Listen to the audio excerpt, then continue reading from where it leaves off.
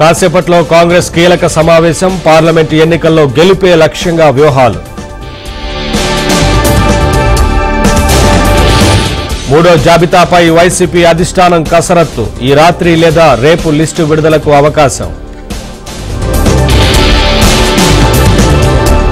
ముద్రగడను కలిసిన జ్యోతుల నెహ్రూ, టీడీపీ జనసేన వైపు చూస్తున్న మాజీ మంత్రి.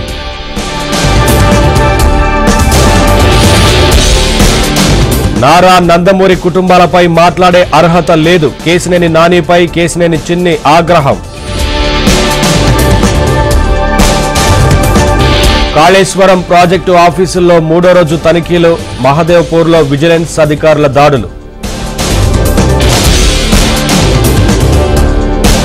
కాళేశ్వరం అక్రమాలపై సిబిఐ విచారణ జరగాలి, రాష్ట్రం కోరితే కేంద్రం సిద్ధంగా ఉందన్న బండి సంజయ్. ఎమ్మెల్యే కోటాలో 2 ఎమ్మెల్సీలు ఖాళీ, ఉప ఎన్నికలకు నోటిఫికేషన్ జారీ. మంచిర్యాల మున్సిపల్ చైర్మన్ పై నెగ్గిన అవిశ్వాసం, వ్యతిరేకంగా ఓటేసిన 26 మంది కాంగ్రెస్ కౌన్సిలర్లు.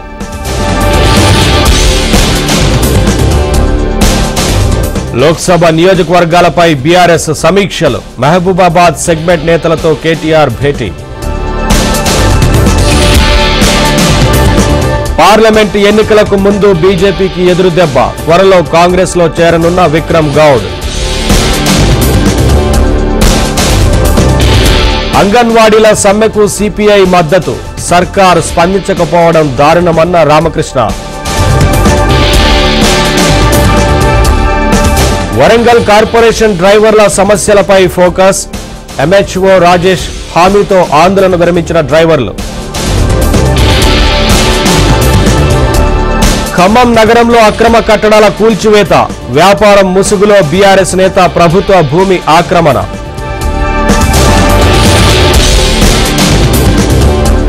గుంటూరు జిల్లాలో వైసీపీ నేత అరాచకం, రోడ్డుకు అడ్డంగా గోడ నిర్మించిన వైనం.